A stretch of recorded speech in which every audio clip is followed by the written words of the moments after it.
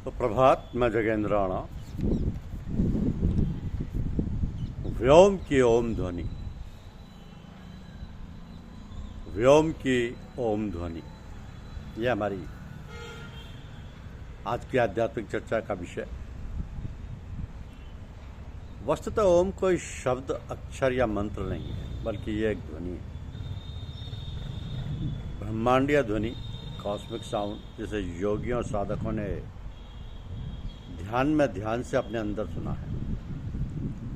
यही वो नाद है जिसे मध्यकाल के संतों ने, रैदास, कबीर ने अनहद नाद कहा है, अर्थात वह नाद जो बिना किसी आघात के स्वयंभू है। यह वो मंत्र है जो जपा नहीं जाता, बल्कि अपने अंतर में सुना जाता है। ऐसे संतों ने अजपा जाप कहा है। ओम ध्वनि है व्योम की, संपूर्ण ब्रह्मांड की, सकल जगत का सम्मिलित गान है ओम। ओम पूर्ण मंत्र है, अपने आप में बीज मंत्र है, सभी मंत्रों ध्वनियों का उद्गम और लय है ओम। सभी स्वरों की उत्पत्ति और लय ओम से ही। ओम वैश्विक ध्वनि है, यह भी कम आश्चर्य की बात नहीं, और ना महज संयोग है कि ओम का प्रतीक भारत की लगभग हर भाषा में, वरन कई विदेशी भाषाओं में भी पाया जाता है। ऐसा लगता है कि जैसे ओम की ध्वनि ने पूरे गोलार्ध को ही घेर रखा है।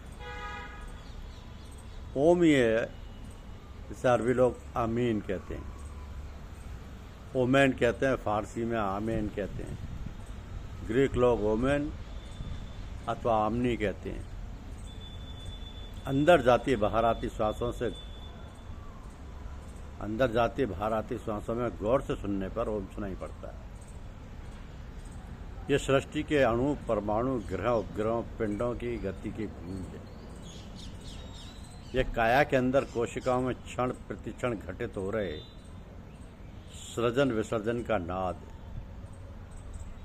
यह केंद्र के चारों ओर परिक्रमा करते कणों का नृत्य संगीत है, जो गहन प्रशांति में साधक और साधु, योगी और रहस्यदर्शी अपने अंदर सुनते हैं, अपने अंदर से बाहर सुनते हैं।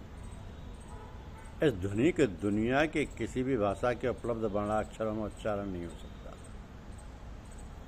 न इसे किसी एक अक्षर से अभिव्यक्त किया जा सकता है।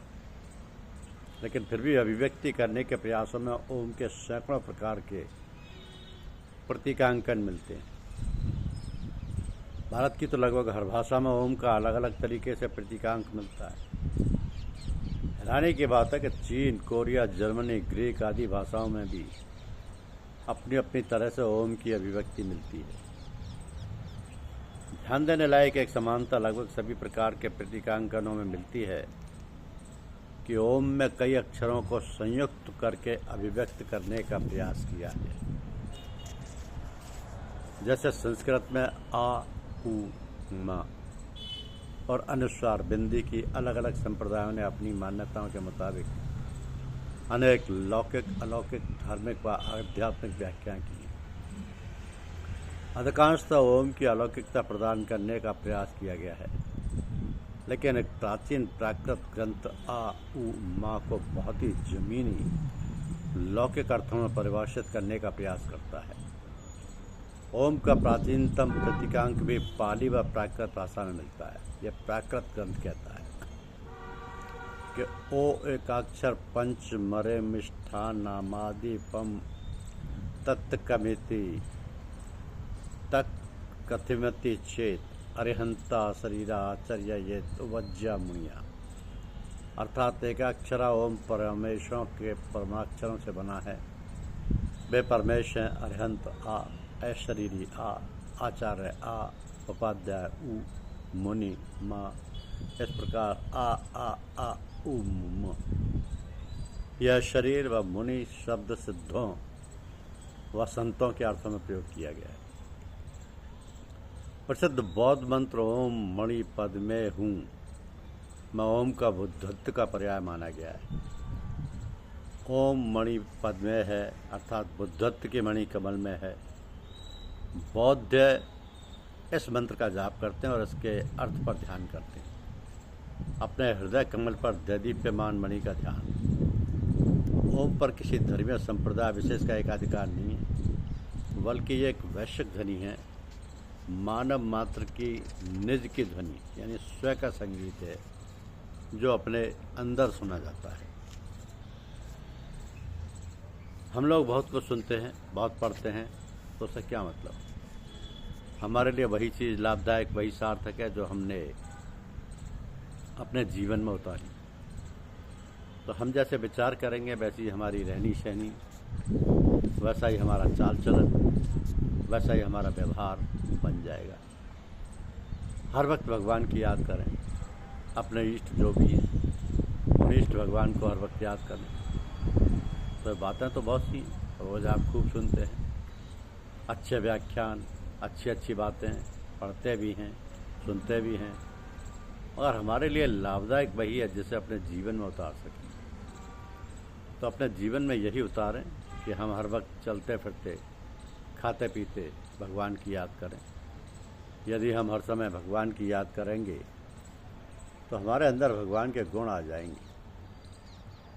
एक बार लाला जी महाराज से लोगों ने कहा कि हम लोगों की ऐसी ड्रेस होनी चाहिए कि जो देख ले पहचान जाए कि ये सत्संगी है।